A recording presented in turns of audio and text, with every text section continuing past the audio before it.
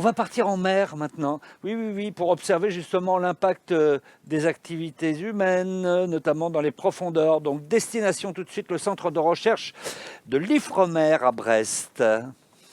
Bonjour Raphaël Essiano. Bonjour. Bonjour, alors vous êtes chercheur spécialisé en écologie du plancton marin à l'Ifremer. Et on va voir Exactement. que les activités humaines ont un impact jusqu'à de très petits individus qu'on retrouve dans les fonds marins. Alors je parle bien entendu du plancton. Première chose, est-ce que vous pouvez nous expliquer c'est quoi le plancton?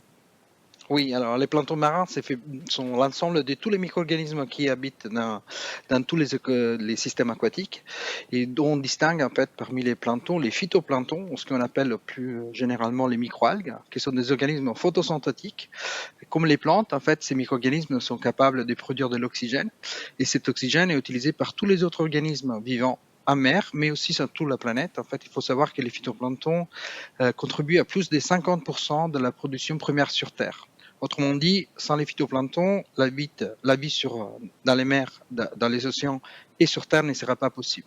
Et donc, un D'accord. impact sur les phytoplanctons a une répercussion sur toute la chaîne trophique. D'accord. Alors vous travaillez en particulier sur des sédiments dans lesquels on Oui. trouve ces planctons. Comment ils sont arrivés ici? Comment ils ont été piégés dans les sédiments?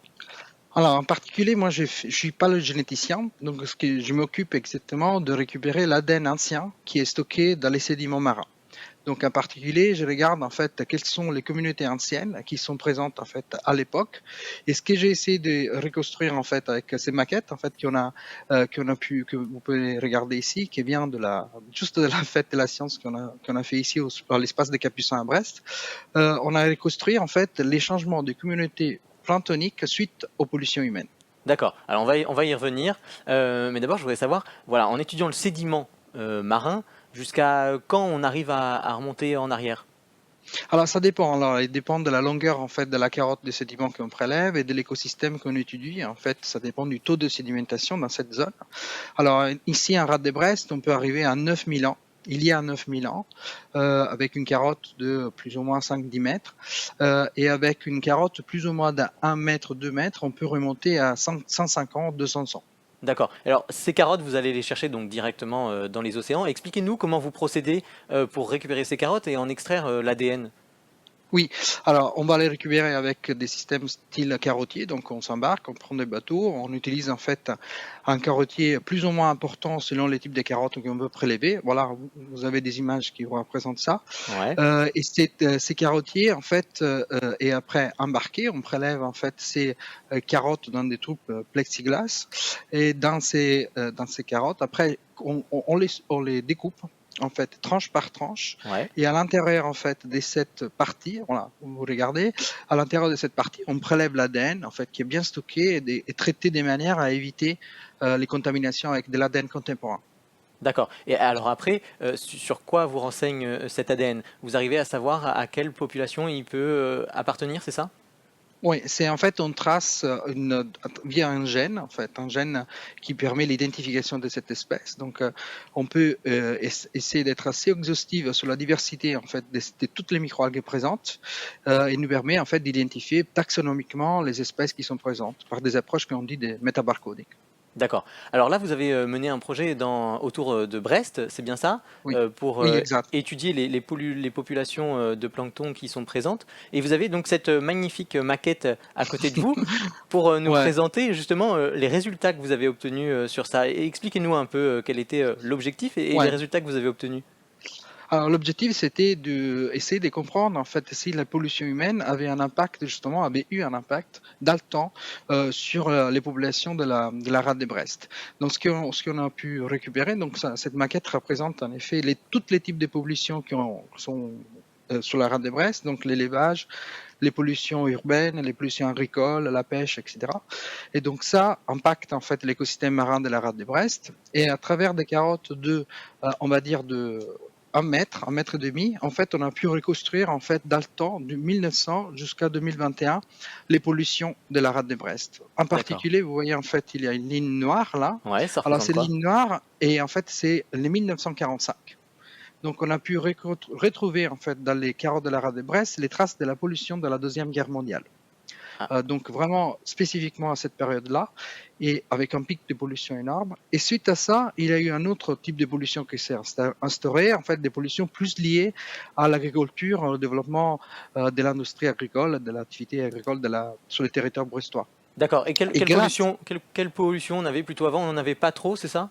On n'en avait pas trop en fait. C'est pour ça qu'on identifie ça avec du blanc. C'était avant l'époque pré-guerre. En fait, il y avait moins de cette pollution. Bon, là, il est simplifié un peu, mais vraiment, il y en avait beaucoup moins. En fait, il a beaucoup augmenté après la 1945. Et suite à ça, on a pu associer à cette diversité, la diversité des microalgues dans les sédiments. Donc là, en fait, vraiment, c'est assez simplifié en fait pour la fête de la science. Ouais, Mais en fait, on peut voir qu'en fait, avant 1945, il y avait une communauté des microalgues qu'ici on a représentée par du vert, ouais. et qui après 1945, cette population a pratiquement disparu. D'accord. C'est Et une autre qui la disparu remplace. exactement. Il y a des espèces qui sont vraiment plus présentes actuellement dans les milieux marins de la rade de Brest et d'autres qui sont apparues. D'accord. Et donc on parlait tout à l'heure en fait d'un changement irréversible du coup de la communauté microbienne locale et qui a forcément un impact sur toute la communauté marine, en fait sur tout l'écosystème marin. D'accord. Alors là, c'est vrai qu'avec la maquette, on voit que c'est très net. Est-ce que dans la Oui, réalité, sur les carottes, vous voyez aussi comme ça un changement très brutal à partir de ouais. 1945? Ouais, c'est vraiment ça en fait. C'est très simplifié, mais c'est vrai que après 1945, des espèces ont vraiment disparu, vraiment pas présentes, et certaines vraiment n'étaient pas présentes avant. C'est vraiment un changement brutal, c'est vraiment un changement irréversible. D'accord. Et alors, donc, les polluants qui sont apparus après 1945, quelle action ils ont eu sur le plancton pour comme ça modifier, passer d'une population à une autre? Oui, alors certains traceurs en fait qu'on a pu trouver, comme les plombs, les mercures, les cadmiums, les manganèses, en fait sont vraiment issus en fait des signaux des activités agricoles et industrielles, et ils ont très probablement eu un effet sur l'activité photosynthétique des microalgues. C'est-à-dire qu'on sait que ces types de métaux impactent la physiologie des microalgues et donc leur fonctionnement et leur activité, leur reproduction. Donc forcément, s'il y a plus de ces types des métaux, des contaminants, en fait, les microalgues ne peuvent pas se reproduire et ne peuvent pas se développer. Sauf certaines qui finalement, en fait, ils ont eu la capacité de s'adapter à ces milieux plus contaminés et plus pollués, comme celle que je vous montre ici, Ouais. et qui fait partie en fait de la communauté rouge que vous avez vue en fait dans la carotte. D'accord. Et elle s'appelle comment, celle-ci? Alors, celle-ci s'appelle, je vous la montre, en fait, c'est une impression 3D de cette microalgue. Elle s'appelle Alexandre Munitum. C'est une espèce qu'on étudie beaucoup dans la rade de Brest. C'est une espèce qui, effectivement, depuis 1945, elle est devenue très, très abondante et très dans la rade de Brest. Et malheureusement, c'est une espèce qui produit des toxines. Donc, c'est une espèce aussi dangereuse pour la santé humaine. Ces toxines sont accumulées dans les huîtres, dans les bivalves en général, en fait, dans les moules qui sont destinés à la consommation humaine. Et si cette consommation en excès, l'homme a des problèmes au départ de type gastro-intestinal, et après, on a des problèmes au style même des paralysies, voire la mort, en fait, à cause de la paralysie du muscle cardiaque. D'accord. Alors moi, je voudrais revenir quand même sur un point. Donc vous avez observé cette différence de population, ce changement de population, et vous avez observé aussi qu'il n'y avait pas beaucoup de polluants, puis ensuite il y en avait beaucoup plus après 1945. Mais comment finalement on arrive à être certain qu'il y a un lien entre les deux? Alors, en effet, en fait, cette étude démontre juste une coïncidence de ces types d'observations. On n'a pas déterminé la cause-effet.